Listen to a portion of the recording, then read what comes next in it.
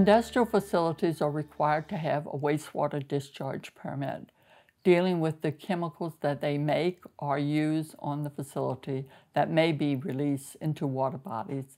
And so you look at the Department of Environmental Quality Electronic Data Management System, and you look at wastewater discharge permits as a category, and you'll find where most recent wastewater discharge permit was issued. And here we have one issued a number of years ago. It has two outfalls, meaning two places where it's discharged from the facility. Outfall 001 is a continuous discharge of cooling tower blowdown and previously monitored wastewater from internal outfalls 101 and 102.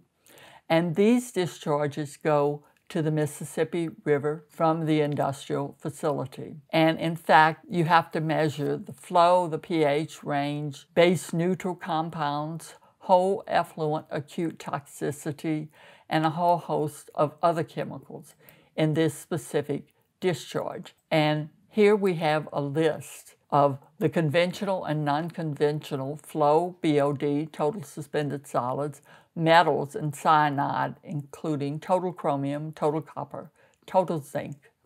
Then we look at the volatile organic compounds that are required to be tested in the discharge before it is released into the Mississippi River. A whole host of acrylonitrile benzene, once again, carbonate, chlorobenzene, chloromethane, chloroform, all types of dichlorobenzenes and ethylbenzenes and toluene and vinyl chloride, again, another known human cancer-causing agent. And in addition, acid compounds, and there are a number of those that have to be measured, base neutral compounds as well, and then a whole host of toxic heavy metals. There's also another discharge which goes into the backside of the facilities on the Mississippi River, into the swamp behind that facility. And they are more stormwater runoff than processed waters. And then they are required to do this monitoring on a very frequent basis and report under the discharge management report.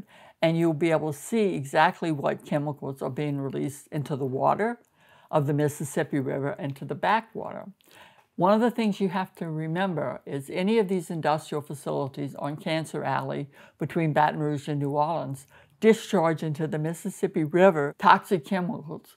And from Ascension Parish to the Gulf, all of the industrial facilities that are discharging upriver and downriver are discharging into the water that from Ascension to the Gulf is used as a source of the drinking water for all the communities along there.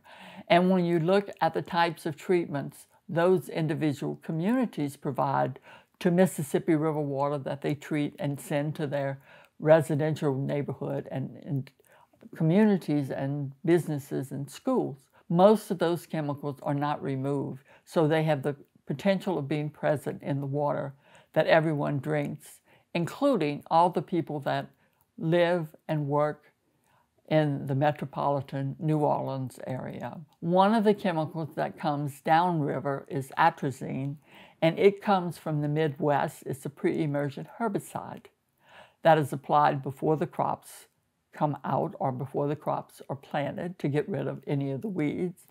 And from early spring into midsummer, the concentrations of atrazine in the drinking water in the metropolitan area of New Orleans exceed the standards. However, from midsummer through early spring, the concentrations are still there, but in lower concentrations.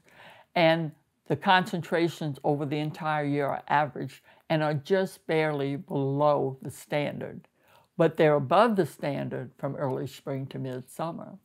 And I always argue that particularly people that are on chemo and mothers that have preterm babies that use the water source to make kids' formula should be provided with bottled water so that they're not using that water when atrazine is over the accepted concentrations.